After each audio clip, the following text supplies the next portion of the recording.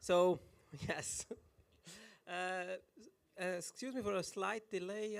We had a slight delay. It takes more time, but we're starting now. And I'm very much welcoming David John Pleasance, former Commodore manager, who's going to tell us an inside story. He tells a little bit about his books, where you lead more inside stories, but it's also about you and all you here, because I think some of you have a history using Commodore, I assume mostly. And then, of course, it's also the chance to ask him questions about the story and all those elements.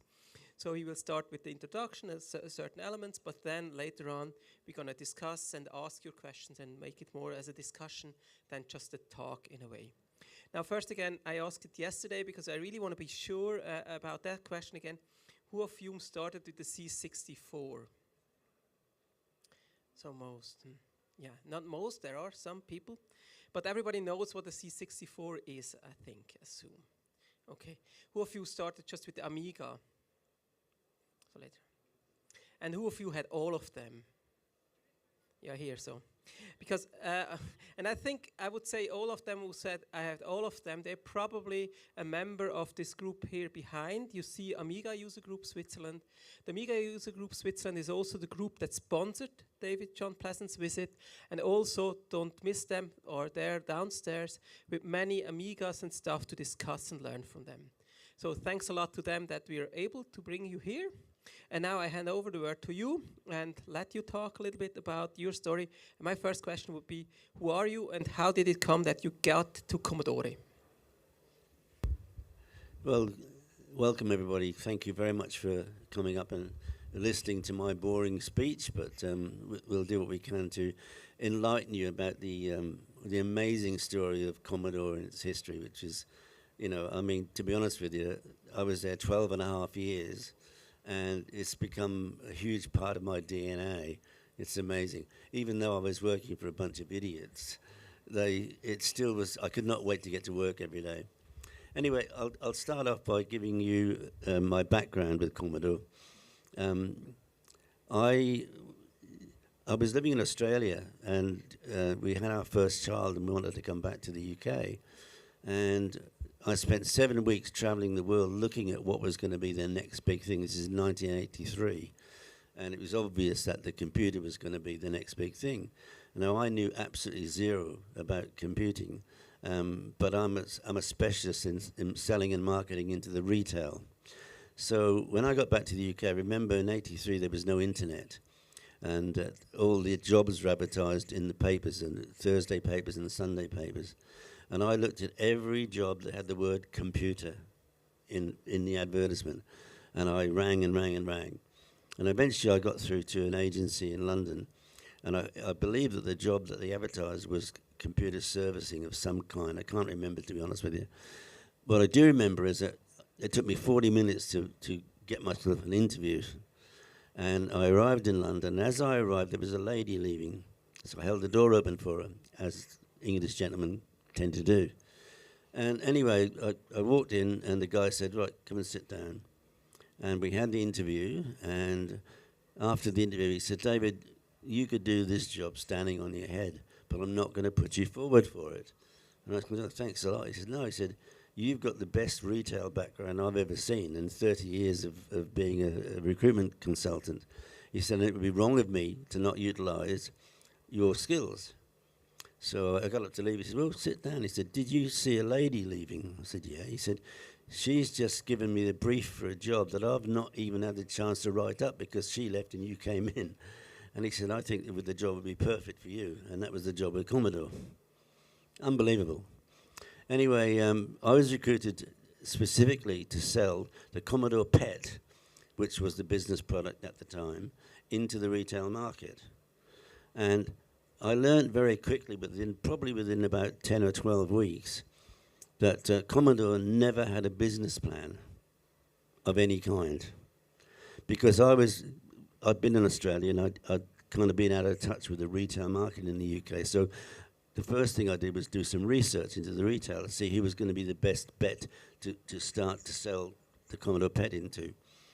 and there was a chain of stores called Lasky's, and they had 54 stores, and in 26 of them, they had a store within a store called Micropoint, who used to sell business-type products, copiers and faxes and things like that.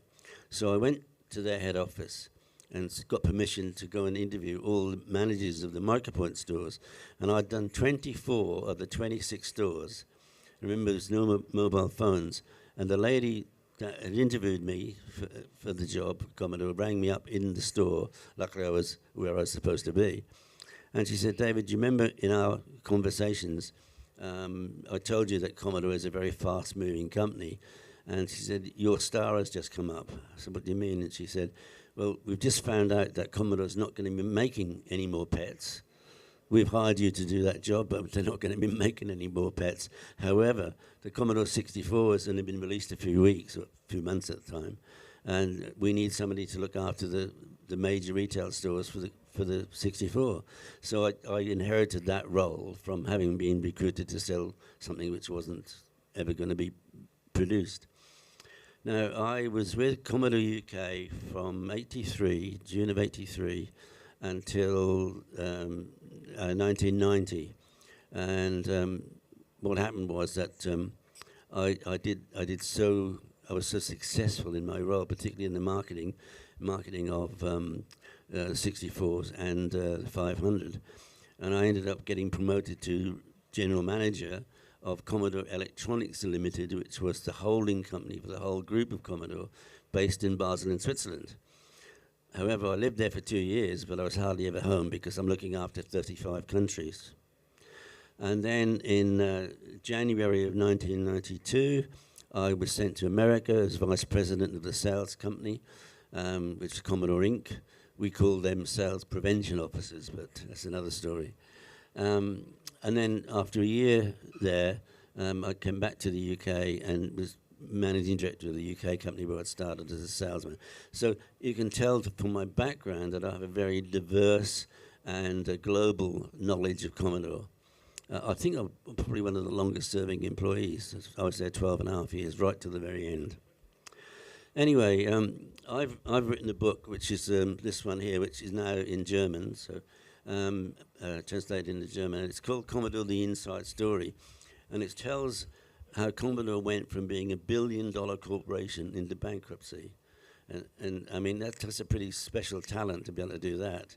I actually say on the back of the book, if we had hired a team of professional saboteurs, we could not have done a better job. I'm sure it's incredible. Some of the decisions that they made were unbelievable. As I said, they never had a business plan. And you can tell that by looking at the products that they released, one after another, products that nobody ever asked for.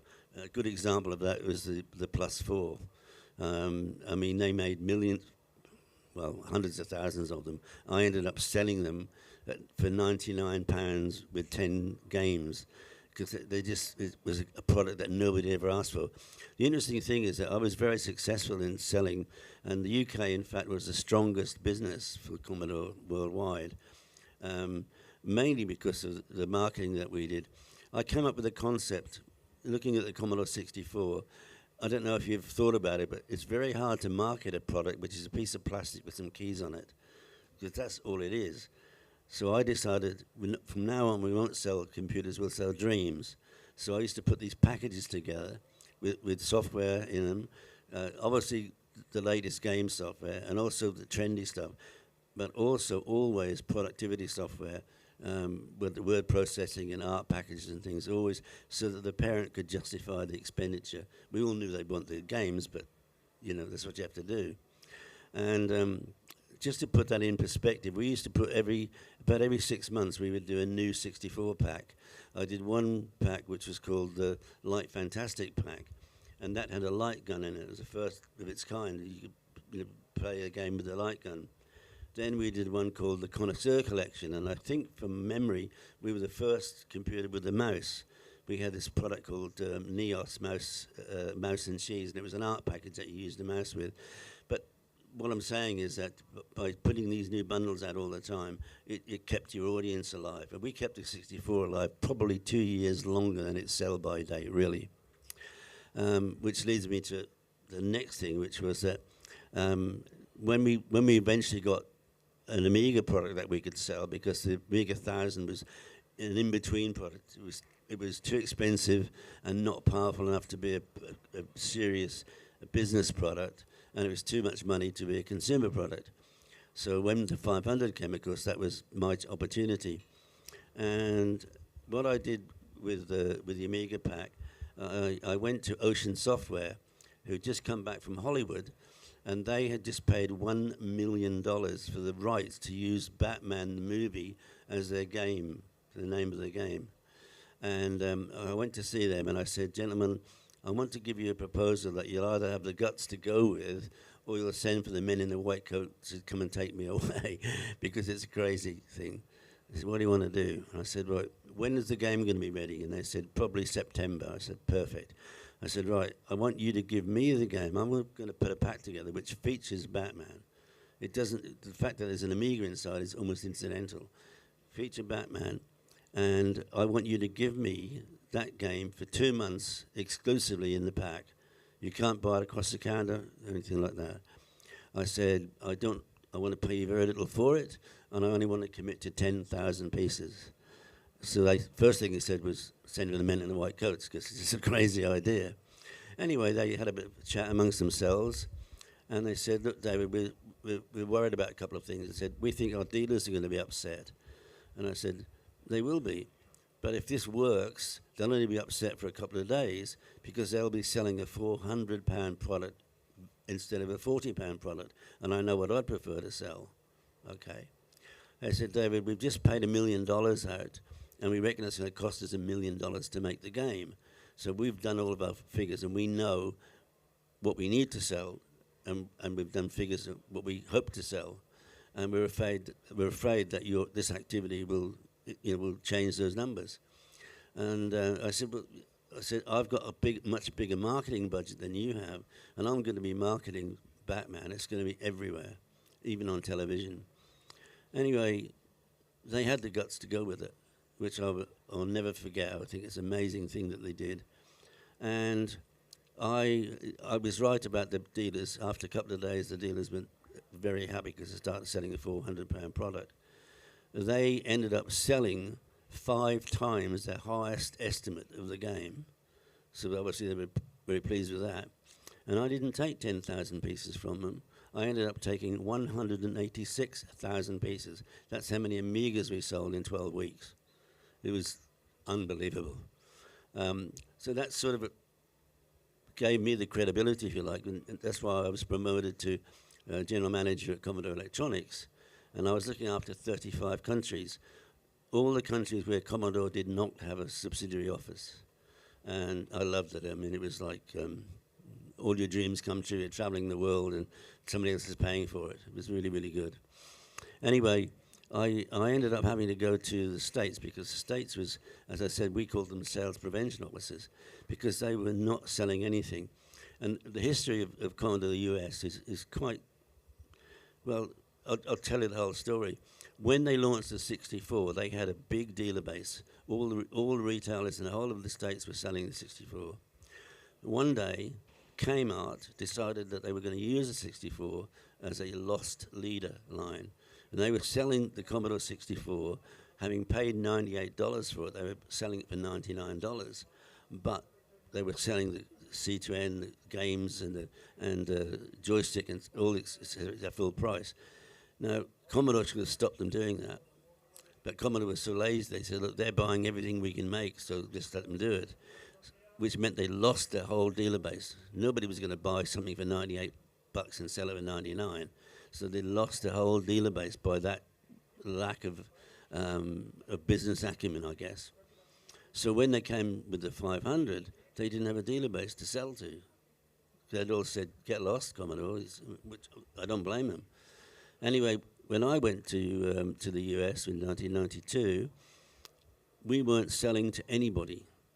And I couldn't understand why. So I had the team, I had 3 reps and a couple of marketing people, and I said, why aren't you selling anything? And they said, we're not allowed to. We're told we're not allowed to sell anything because the retailers haven't paid their bill.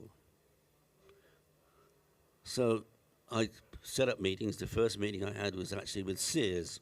I remember it like it was yesterday, on the 12th floor of their tower building. And there was about 10 Sears guys sitting around a boardroom table, myself and my rep, Steve Stallis. And anyway, I introduced myself and I said, gentlemen, you know, I've been with Commodore for, I think it was 8 years then. And, you know, we're quite expert at what we do, but you're not selling anything. And would you mind telling me why you're not paying your bill? And they said, we're simple, Mr. Pleasance. We're waiting for you to take all our stock back. And I said, oh, I've been with Commodore all this time and I've never known us to be a lending library. At which point they pushed a letter across the desk to me, and it was a signed letter from Jim Dion, who was the president of Commodore Inc. at that time, and it was a sale or return agreement. And he had filled up Sears with product on a sale or return agreement, but the product was the CD-TV, which is one of the most difficult products to sell by an expert, let alone people like Sears, who their staff are hard pushed to ring something up on the till and put it in a bag. It's, you know, it was a ridiculous thing to sell them. It turns out that Jim Dion had done this to every major retail group in the US. He'd recorded it as a sale, but of course there was no money coming in because it was sale or return, and nobody could sell it. All right, so I was faced then with a real challenge.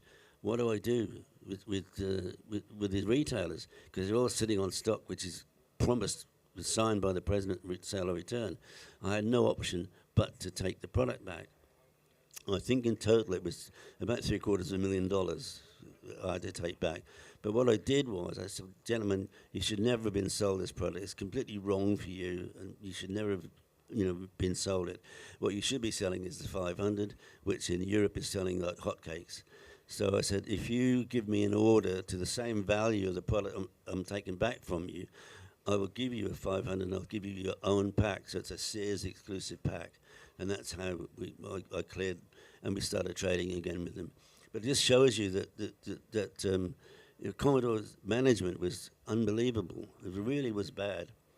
And I think the worst thing really was after Jack Tramiel left, I'll tell you the story about how Commodore started. Commodore was founded by a guy called Jack Tramiel, and he was rescued from Auschwitz. He reckons 2 or 3 weeks before he was going to be gassed. He was rescued by the American military. So the first thing he did was he went to America and joined the military to say thank you for saving his life. He then opened up a typewriter repair shop in the Bronx, and from that he built the billion-dollar empire. It's what an amazing story, really. Anyway, the time came when, with the Commodore 64, it was their halcyon days, but it was the beginning of the downfall, because there's a lot of conjecture about how many 64s were actually sold, and I know the true number because I saw the books. At one time we were trying to do a manage and buy, that's another story. They actually sold just under 27 million 64s, but they didn't record a lot of the sales because they didn't want to pay tax on it. That's another story. Anyway, that was the beginning of Commodore's demise, because you can't make 27 million computers without the funds to make them. Yes, you sell them and you get the money back. So Jack Tramiel had to bring in finance, and that's where this guy, Irving Gould, came in. Irving Gould was the major investor, and he ended up with 22% of the shares, where Jack Tramiel ended up with 7%. You have to do that. And that, in a way, that was the beginning of the end. Now, I joined in June of '83, and by March of '84, Jack Tramiel had gone. It's a lot of conjecture as to why and what have you. I think I know the true reason, but one of the reasons is that he had an argument with Irving Gould. Irving Gould was a tax exile in 3 countries. He could only stay in Canada, which is where he was born, the Bahamas, where he had his fishing boat, and America. He could only stay for 3 days at any one time, and then he had to move. And he was using the Commodore aircraft, the pet jet, to do this all the time, and Jack had an argument with him about it. And David, we have a question in the back. Hello.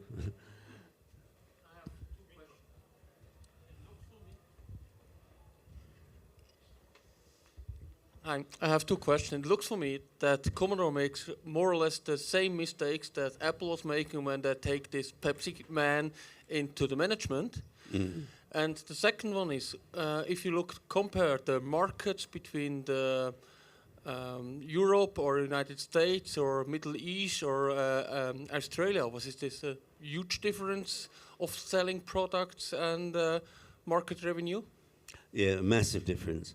The UK, they used to play Germany and the UK off against each other, saying one was selling more than the other all the time.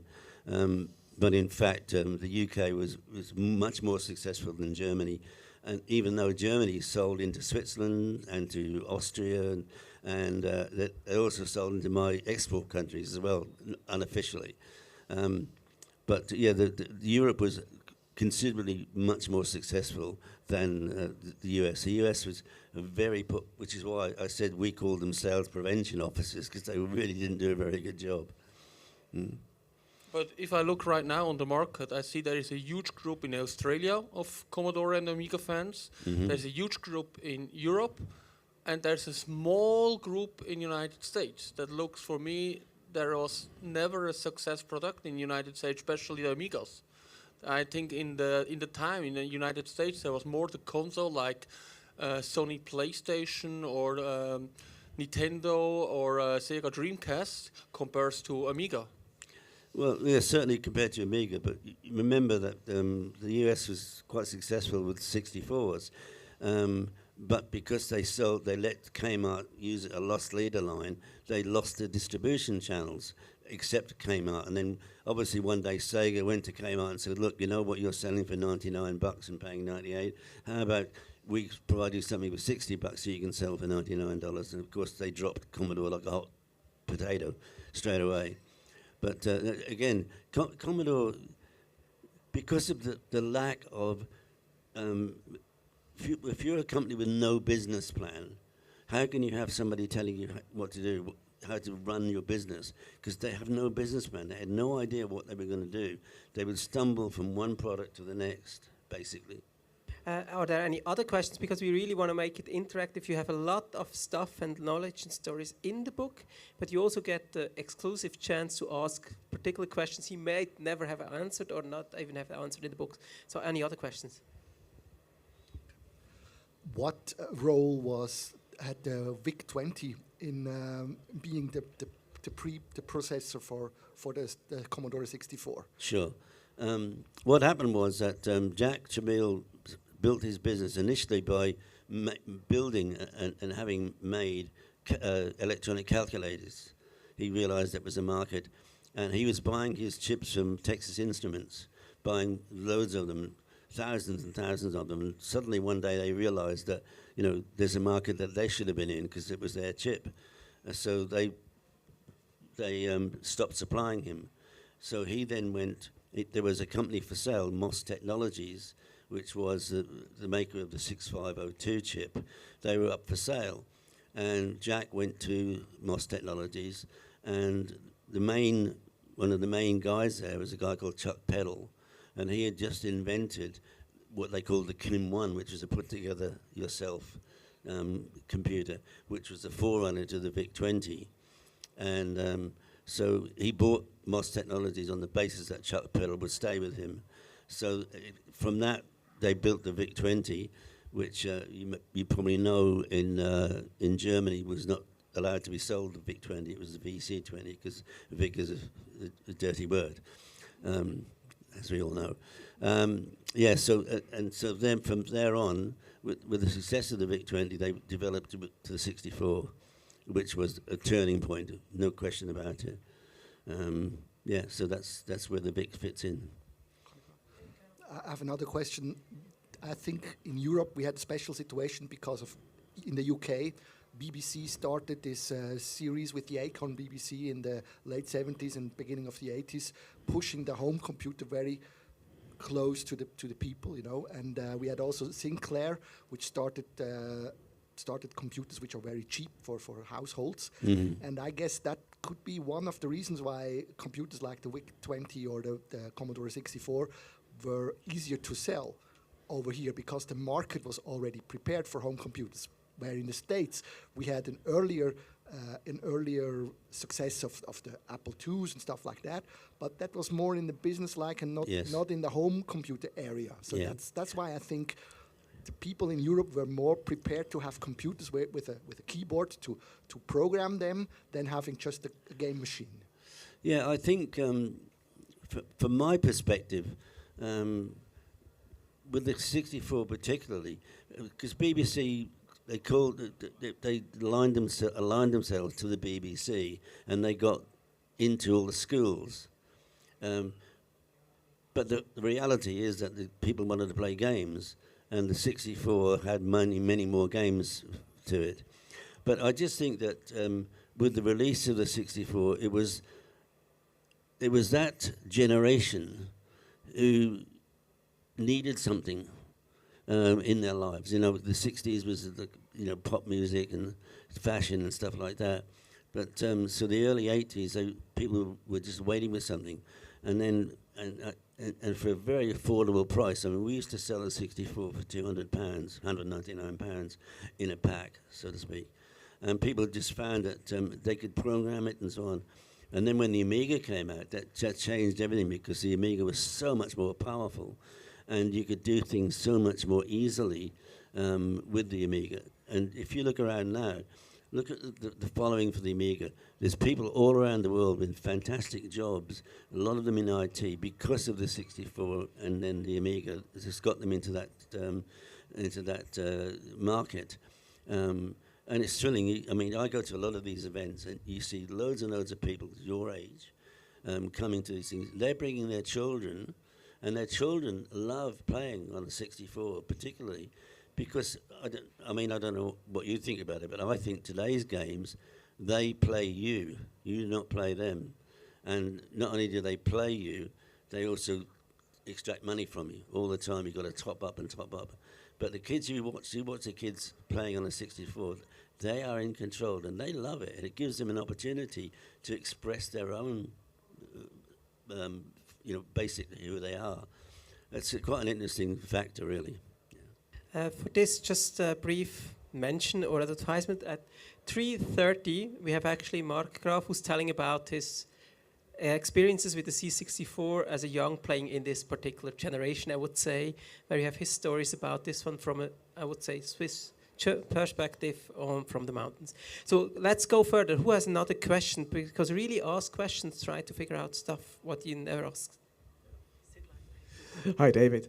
When you took over as a general manager from UK market to worldwide market, regarding localization of C64, Amiga, was it like a specific thought process for you that you said, oh wow, okay, I have to do my numbers, or was it all about the distribution line to, get the things going? That's a good question. My frustration with Commodore all along was that I'm proving my marketing skills work. We used to sell 186,000 Amigas in 12 weeks. We must have been doing something right. But Commodore would never, ever expand that. I mean, I went to Mehdi Ali and said, look, here's a success of what we're doing here. Every single country should be doing the same thing. And you imagine us negotiating the software in the packs. Instead of saying, I'll commit to 10,000 pieces, you're talking about 500,000 pieces of software. And the amount of money that you would save, you do one television advert and you overdub it in all the languages. You have the packaging all printed in their language, and then you send them the artwork, they get it printed in their local country. But Commodore wasted so much money. They never, ever did global branding. Now, I went to Mehdi Ali one day. I'd just been on holiday, and I used to have an apartment in Spain, in Malaga, near Malaga. And I came back to Mehdi and I said, look, when my wife and my two kids and I went to Heathrow, there's a big sign, big poster sign, and it was Sony and a message. When we landed in Malaga, exactly the same message in Spanish. And I said, we should be doing that. But what Commodore did, they gave every general manager or managing director, depending on the status of the company, their own marketing budgets. They got a percentage of their turnover, and they allowed them to spend it any way they wanted to. And they all were all different. and they all had different ideas. I mean, to me, it's a nonsense. How can you be a global brand if you don't global market? But they wouldn't do it. I mean, I swear to you. I'll give you another example of their lack of direction. When we sold the last of our 64s, and I knew we would not sell any more, I went to Mehdi Ali and I said, right, Mehdi, we have this socio-economic group that we are selling to who can afford to buy £200 product. They can't afford a £400 Amiga. Let's make a low-cost startup Amiga that you can expand as you can afford it. So the idea was that we would do an Amiga 300, so everybody would know straight away that it wasn't a higher spec than the 500. But what happened is that they changed the whole direction, and they called it the A600, which immediately killed all the 500 sales. And the A300 costs more to make than the 500. Get that. So they killed the golden goose and released a product which was nowhere near as good in a lot of respects. I mean, some things were better.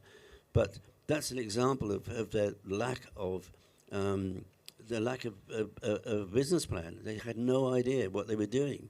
I mean, I find that really amazing. For example, we would get a change of engineering management would come in, and they'd go to the engineers and say, "What are you working on?" And they'd say, "I'm working on the AGA chipset or whatever." I'd stop doing that, do this, and they'd say, "Never." And there's a chapter in the book from Beth Richards. She was an engineer who was working on the CD 1200 to turn the 1200 into a CD 32, which never got finished. She writes a book. Her chapter in the book is about all the things that they would produce that never got released. It's unbelievable. We have another question from the back. Regarding this Amiga 600 story as well, there was a special device only for the UK market, like Amiga 1500. What's the story behind? No, well, I'll tell you about the Amiga, the 1500. There's a guy called Steve Jones, and his company is called, let me think about it. Anyway, what happened was that they wanted to make an up-spec'd Amiga that would do the things that the 1000 didn't do. So they turned the Amiga 500, and they went to see, I just left the UK, and they went to see Kieran Sumner, who was one of my, he was the only guy in the business systems division that had anything to do with Amiga. So Steve Jones went to see him and said, "We're going to do this Amiga 1500. And apparently Kieran said to him, "No way, we'll sue your ass if you do that," which is ridiculous. So what Kieran did was then he got a 2000 and down-spec'd it and called it the 1500. So it fit that slot in the marketplace. But that's how the 1500 came about. Mm-hmm. I have now also another question, because when I listened to you, we heard many mistakes by others, by groups, by management. Mm-hmm. Do you have some stuff you would have done differently if you look at your story and your decision space you had? Yeah, I mean, I made a big mistake with one of the 64 packs. I put a small music keyboard in this pack, and it was an absolute dead loss. So I had to take them all back, take the keyboard out, and I actually sold them. There's a guy called Howard Stanworth, and his company was called PST, which is Psst, have I got a deal for you, right? And I sold him all the keyboards, and he said, "I'm the only person who's ever stitched him up in life." But yeah, so that was a mistake that I made. I thought it would be a good seller, but it wasn't. There wasn't many things that we did that didn't work too well, actually. It sounds very big-headed. I don't mean that, but no. I mean, one of probably the biggest downfall of Commodore, which I wanted to get onto anyway, is that they never ever had any external auditing. So they didn't know what was going on. For example, as I explained to you, when I went to the States and I found out that all these stores had been sold CDTVs on sale or return, Jim Dion had claimed his commission and his bonuses and everything, but the money was never in the bank. They'd look at it and think it's there, but no money in the bank because it was sale or return. The general manager of the Commodore Netherlands, a guy called Bernard van Tienen, who's passed away now, he used to brag every quarter that we had a meeting with Mehdi Ali or whoever it was. He used to brag to us that he'd not made his target. So he would invent invoices, put product on a truck and send it at the end of the quarter, send it on a 3-day journey and take it back into stock in the next quarter. He did it quarter after quarter after quarter, and Commodore had no idea. And I'll tell you another thing about him that you might find interesting. When Commodore went bankrupt, every subsidiary eventually went bankrupt one after another. And Commodore UK, we happened to be the last because we were the very strongest business. And I think we lasted 14 months or something like that. Anyway, Commodore UK and Commodore Holland shared, I think, an IP of some sort. I can't remember exactly what it was. But anyway, the liquidator of Commodore Holland asked us to go over and to see how we were going to deal with it. It's a simple thing. Anyway, while we were there, he said, "Oh, have a look at this." And he gave us a piece of paper, and it was an expenses claim from Bernard Van Tienen, and it was for an establishment called Yab Yum, which I understand was the most high-profile brothel in Amsterdam, and it was for $275,000. Work that out for yourself. So Commodore had no idea that these things were going on. Because, I mean, any company, you've got to have external auditors that drop in unannounced and check your books and make sure everything's okay, but they never did. Are there any other questions in the room? I think we can take another 2 to 3, depending on the answer. Yeah. So you mentioned a lot about so with the Amiga, you mentioned a lot about the gaming side of it initially, but marketing, I think that was with the C64 marketing spreadsheets and word processors for parents to buy them. On the Amiga side, there was later on more models like the 4000, 3000, 4000, etc. And there was a big, there was a lot of creative industry with films and stuff using the Amiga.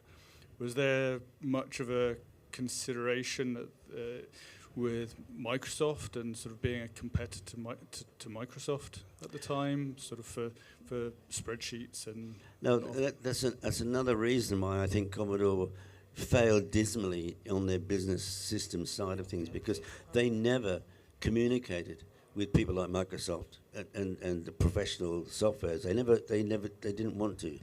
I don't know why. I mean, I certainly would have done. I believe in business is all about collaboration. The people that you work with, which is when you do the bundles, for example, you have to have a good relationship with the software houses. They want to provide you with their product because they know it's going to sell well. It's all about collaboration. And Commodore never did that, ever, which is, I mean, again, that's why they were never successful, really, in the business side of things. The consumer side, yes, but not the business side. I never understood it. Just there is one question which I'm really wondering about the talks. So why did you stay so long with Commodore if everything always ran difficult? Because I loved it. I mean, the thing is this, is that you got to remember, in 83, 84, 85, it was a cottage industry. And we all knew each other. For example, my competitor in the UK was Sega, and Nick Alexander was the MD in Sega UK. And we'd be competitors in the daytime. We'd have a beer together at night because we all knew each other. It was a really, really wonderful time. And for me, because I'm a creative person, the opportunity to be creative and produce all these bundles and things, it was amazing for me. I loved it. I couldn't wait to get to work every single day. That's the truth. Oh, great. So just to understand that better. So there's another question. Yeah, thank you. So what happens after the companies go down? There were any efforts to recover the legacy, to continue with the products, or they died? Yeah, well, I mean, what happened was ESCOM, which is a dirty word.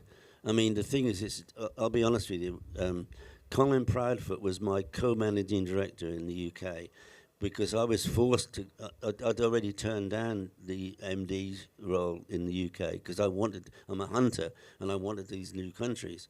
So I'd already turned that down, but eventually Mehdi Ali forced me to take over the UK because Commodore was in such a mess. And they knew that the UK was the strongest business, and they knew that I'd built it, basically. But I'm not a financial guy. I can read a spreadsheet and all that stuff, but so I said to Mehdi Ali, I'm not going to take this MD's role on while we're in a crisis without somebody financial. So Colin Proudfoot was already the financial guy there, so he became my joint MD. And we became very good friends very quickly. I didn't know him at all.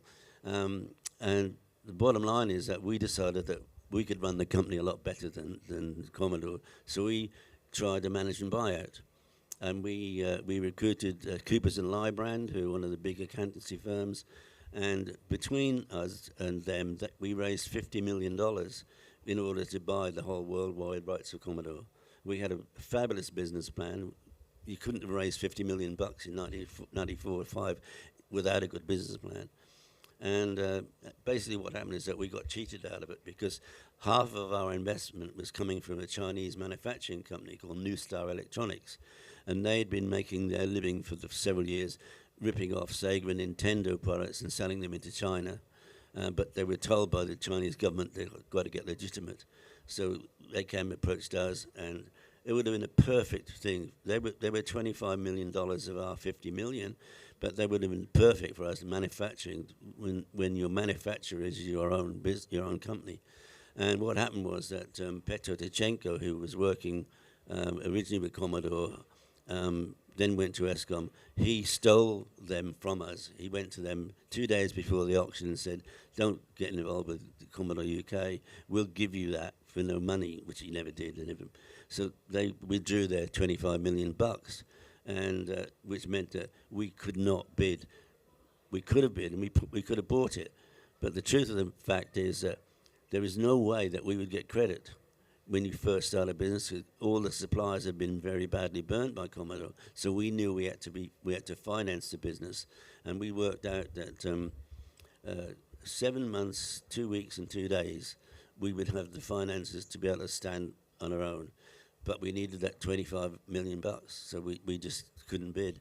So we had the idea of what we were going to do, and in fact, I've just decided recently, in spite of all this, I've decided to write a book about what we would have done, and in hindsight, knowing all the technology that's come out since, what we'd have done.